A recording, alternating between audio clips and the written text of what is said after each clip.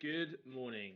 Welcome for more in the morning, if you're where I am. I haven't slept yet. Oof. To think about since... Well, yeah, I've slept many times. Good morning, George.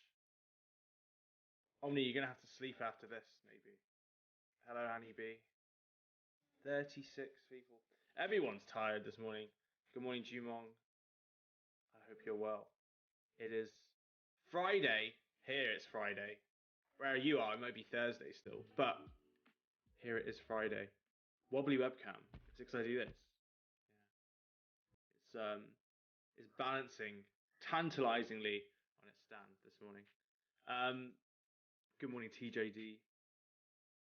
And it's time for some morning trivia as well. Some morning questions. I've gone for what I think hopefully is easier questions today. I don't know. When I say that, they seem to be very hard. But they should be alright. I think they're okay questions today. Happy Friday, Jenny Girl. It is Friday. What's everyone's weekend plans? Friday Fudge Day. There will be some confectionery at 3 p.m. later today. No McDonald's questions today. Well, no, I can't do another McDonald's question now. I feel tainted by that. I feel like technically the question was right, but also it's really vague, so it doesn't really make sense. I'm going on holiday on Monday. I'm jealous. Where are you going? Yeah, McDonald's. Who discovered McDonald's? Mr. McDonald. KFC Nasu.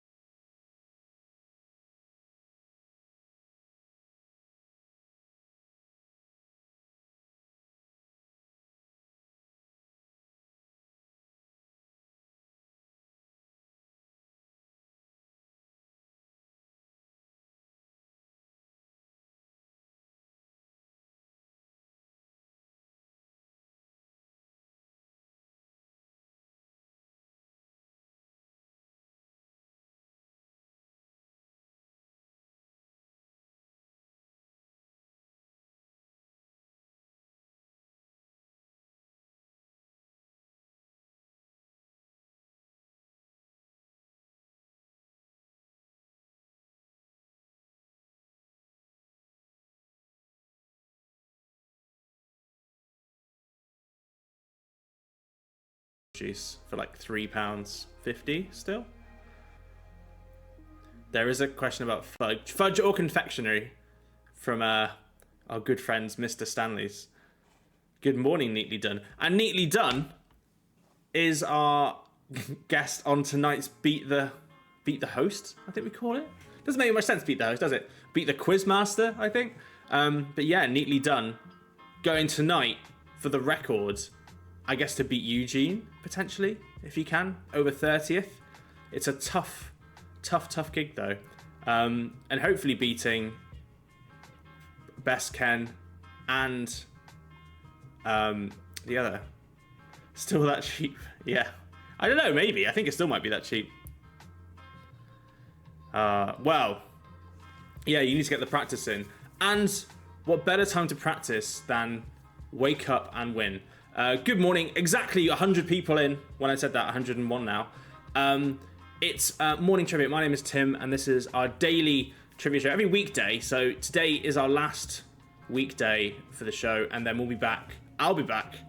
Well, actually, I'm hosting Saturday and Sunday night, but morning trivia, I'll be back on Monday. It's very easy.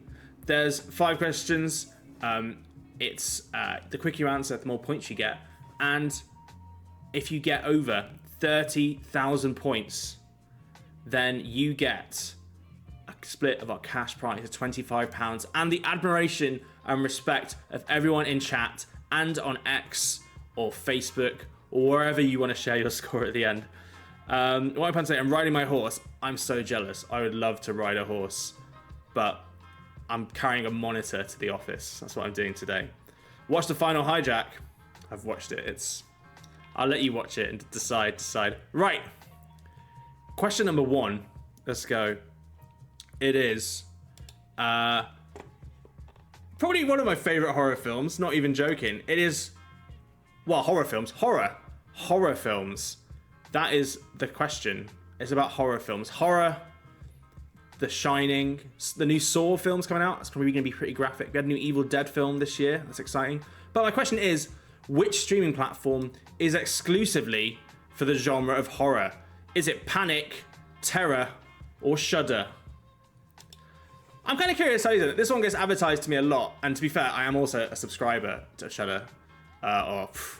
I pressed edit. I said it right at the end though, so no one's gonna get it. But yeah, the correct answer is Shudder. I think they're also owned by AMC partly. But yeah, Shudder. It's a platform exclusively for horror films. Well, it's 70/70. You're getting that right. No, 13 for Panic, 27 for Terror. If you do like horror films, it's really cheap subscription, and it has like quite good content and a lot of like independent, smaller filmmakers as well. So it's good to support. Good to support them, support the industry. And yeah, that's it.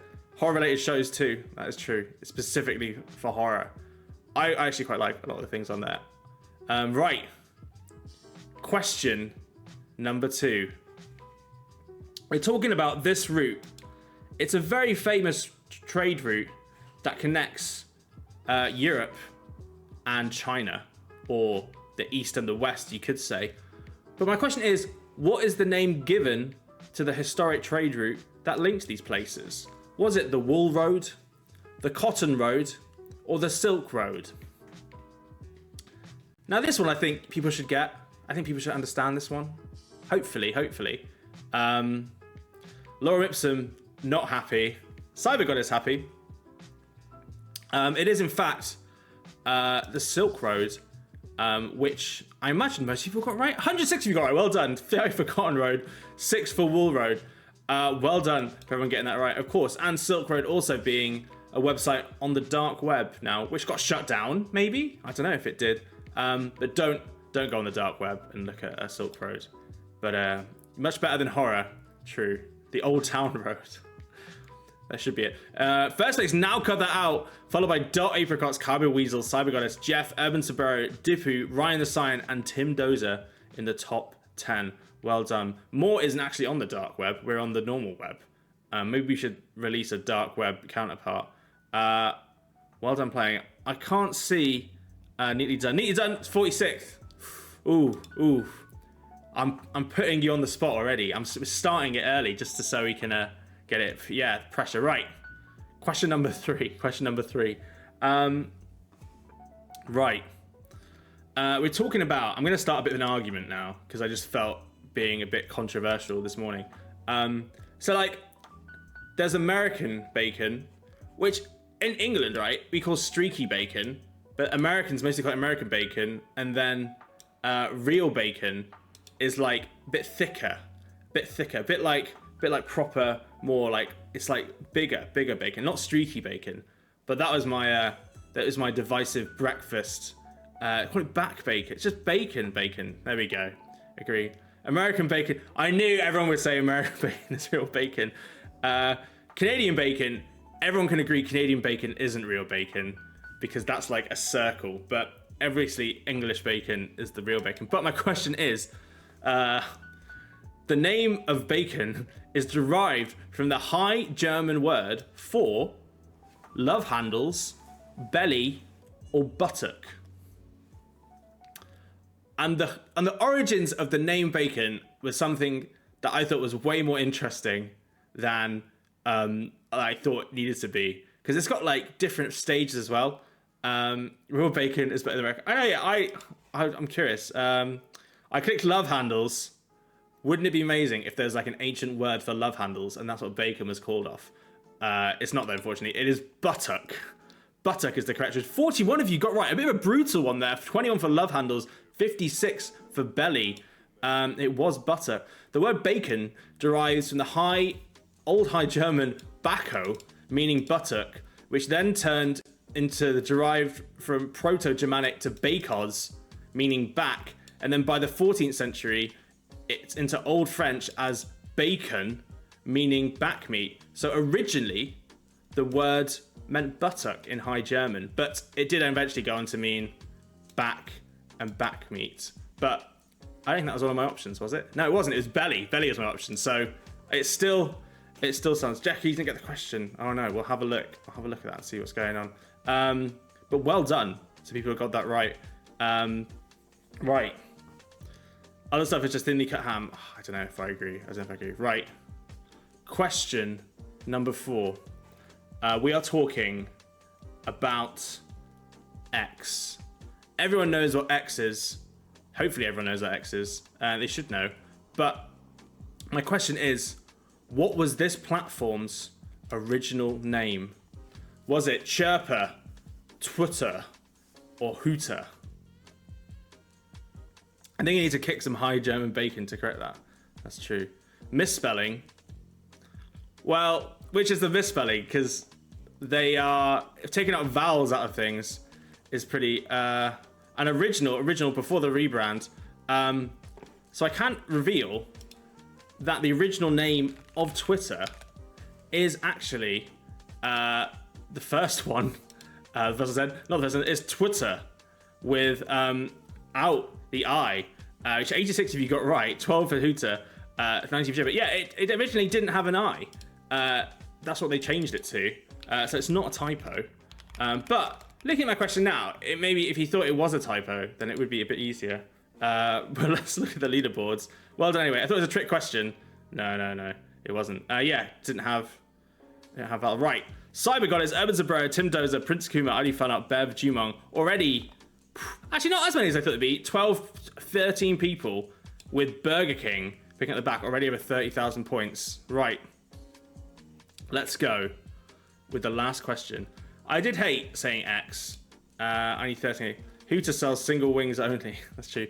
When I went to Vegas, I stayed in a Hooters hotel. That's where I stayed because it was the cheapest one on the strip I could find. Not on the strip, really, off the strip. And it's a pretty dirty hotel, but it was like incredibly cheap. Nothing cheaper. Right.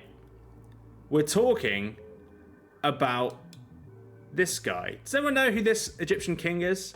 Fairly famous one. Probably the most famous one, mainly because his tomb was discovered completely, almost intact.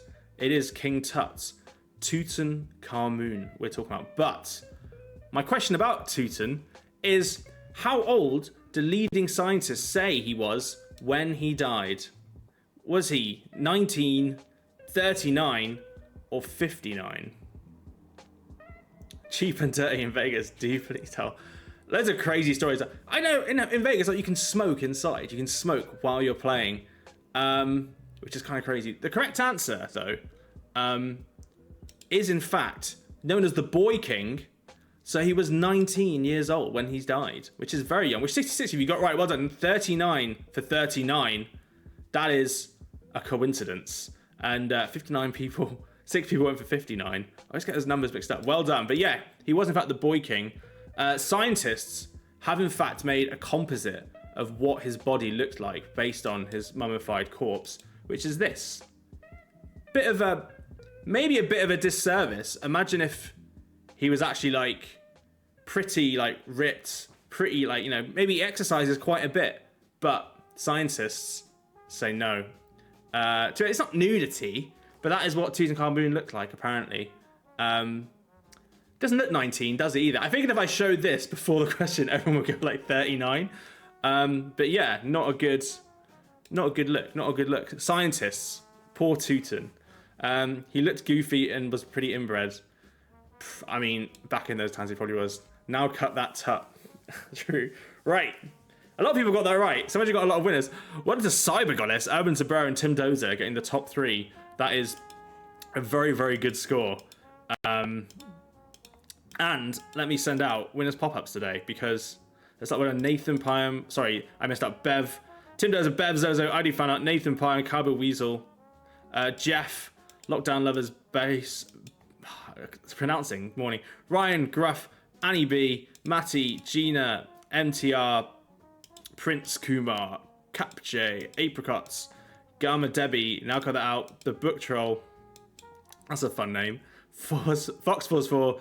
Dino, Jumong, Kristen, We Like Shapes, Sab, Neatly Done, getting in there. Toten, Lynn, Dr. Steve, Brule, Trivia Duck, AJ, Casey, Eileen, Jenny, Ferg, Banger, Dirge, Edward, The Burger King, and Dab31. Just outside. Here you go, guys. I'll send it through now. I'm in the drive-thru at Burger King. That's good. Stop driving and playing more. That's our biggest thing. Everyone drives and plays more. We're going to have to put in some anti-driving abilities. But apart from that, well done for playing. It's a fun morning. I now am going to go and walk somewhere. But thank you for playing. I hope you have a wonderful Friday. We'll be back in the show after this for 3 p.m. for our Fudge show. And we'll also be back later tonight in 12 hours for more trivia. And then beat the host. So you can beat Neatly Done and win money. You can't do better than that. Thank you all for playing. Enjoy the rest of your day. And I'll be back later on. Goodbye.